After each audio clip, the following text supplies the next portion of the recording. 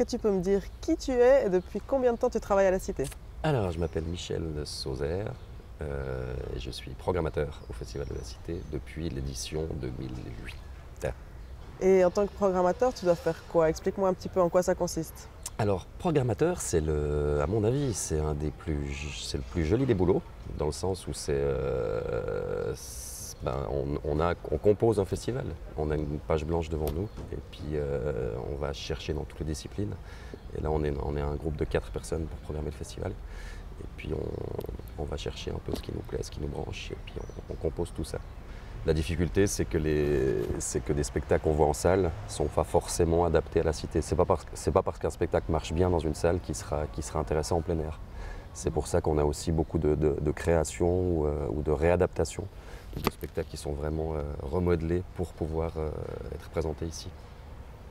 Et puis dans ce métier, quelle est la chose la plus difficile que tu as dû faire? La plus difficile, qu'est-ce que ça peut être? C'est pas tellement difficile. Non, le plus dur, c'est de refuser de boire des verres quand on vous en offre. Parce que ça dure quand même 6 jours et puis il faut tenir la route, quoi. Qu'est-ce que tu préfères faire? Ce que je préfère faire, j'ai cette chance justement, c'est pour ça que je disais que programmer c'est un chouette boulot, parce que j'ai pas vraiment de boulot actif ou physique, c'est que dans l'accueil des artistes et puis essayer d'en profiter aussi un petit peu. Donc j'ai cette chance-là de pouvoir aussi me balader et puis profiter du festival. Il y aura une petite nouveauté cette année où on a monté une équipe de présentateurs. Donc sur chacune des grandes scènes, il y aura un présentateur. Donc là, pendant le festival, je vais m'occuper un peu plus de travailler avec 3-4 personnes pour préparer les présentations des spectacles. Et la programmation pour le festival, est-ce que c'est un travail à plein temps? Alors pour moi, c'est pas un boulot à plein temps, c'est un mandat. Si on le quantifie, je pense que ça représente un bon mois de boulot sur l'année. Mais on est déjà sur la programmation de l'année prochaine. C'est un boulot qui s'étale sur la durée. On a des séances à peu près tous les lundis matins depuis le mois de septembre pour l'édition à venir.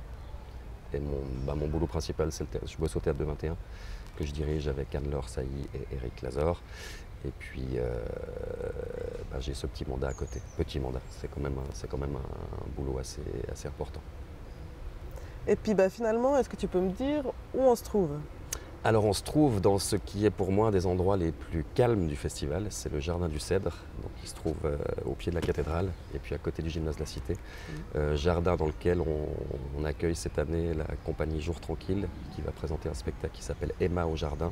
Alors typiquement par rapport à ce que je disais avant, c'est un spectacle qui a été créé en salle et où là le metteur en scène fait une réadaptation complète et puis ils vont investir ce lieu. C'est assez particulier parce que le spectacle va durer pendant tout le festival, il aura lieu tous les soirs du mardi au dimanche et comme programmation unique dans cet endroit. Donc la compagnie va se poser ici et puis va rester ici pendant une semaine. Et c'est un endroit vraiment tranquille où on est un peu à l'abri du brouhaha ambiant. Et puis finalement, est-ce que tu aurais un message à faire passer par rapport au festival? Alors aux festivaliers? Ouais, ce que je pourrais dire aux gens, c'est d'être curieux. Je crois il y a évidemment des programmes, des spectacles très populaires, il y a des numéros de cirque et des choses comme ça, mais en même temps on propose des choses qui vont aussi beaucoup plus loin. Et puis c'est assez chouette de voir des gens qui vont pas souvent au théâtre ou qui vont pas souvent au spectacle. Et moi je peux que les encourager à se laisser surprendre. Et puis à se balader, puis vraiment découvrir et essayer de ne pas zapper, de se dire je reste devant un événement, puis j'essaye de le suivre jusqu'au bout. Et de profiter de ce festival qui est gratuit. C'est quand même une chance au jour d'aujourd'hui. Alors tant qu'il existe, profitez tous de ce festival.